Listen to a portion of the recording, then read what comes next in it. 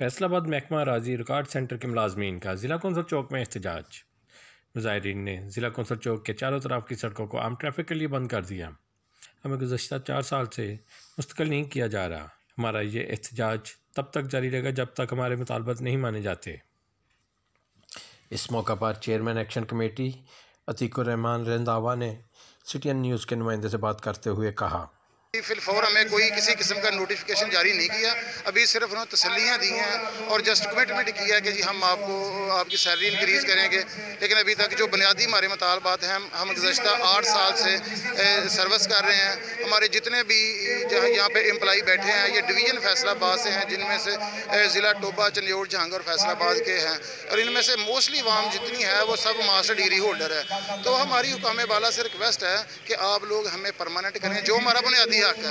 ہم گزشتہ 8 سال سے سروس کر رہے ہیں، ہمارا کوئی سروس اسٹرکچر نہیں ہے، اور جو گورنمنٹ ملازم کو ہر سال 10% سیلری انکریز کی جاتی ہے، 3 سالوں سے ہماری تنخواہ نہیں بڑھائی گئی، اور اس کے علاوہ کوئی بنیادی حقوق نہیں دیے جا رہے، اور یہاں پہ ہم اپنے مجبور ہیں، ہمیں کوئی شوق نہیں ہے ہم سڑکوں پہ آئیں دھرنا دیں۔ ہماری صرف اتنی ریکویسٹ ہے کہ جو ہمارے مسلسل حقوق تلفی کی جا رہی ہے ہمیں وہ ہمارے حقوق دیے جائیں۔ السلام علیکم، میں جی رانا وقار فیصل آباد سینٹر سے۔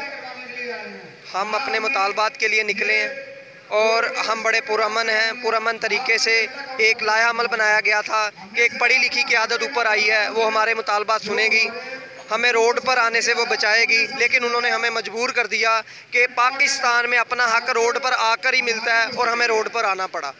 لہذا ہماری حکام بالا سے یہ پرزور اپیل ہے کہ جلد از جلد ہمیں 3 سال کا انکریمنٹ دیا جائے، ہمیں مستقل کیا جائے، اور جو 8 سال سے ہمارا سروس سٹرکچر نہیں بنا اس پر فی الفور عمل درآمد کیا جائے، اور اس نوجوان نسل کو سڑکوں پر ذلیل کرنے سے بہتر ہے کہ یہ قوم کی خدمت کریں جا کے اپنے سینٹر پر۔ اس وقت پوری فیصل آباد ڈویژن اکٹھی ہوئی ہے، اور یہ کس لیے اکٹھی ہوئی ہے؟ یہ اپنے مطالبات کے لیے اکٹھی ہوئی ہے۔ کسی کو شوق نہیں ہے اتنی گرمی میں آ کے بیٹھنے کا، ہمیں شوق نہیں ہے کسی کو تنگ کرنے کا۔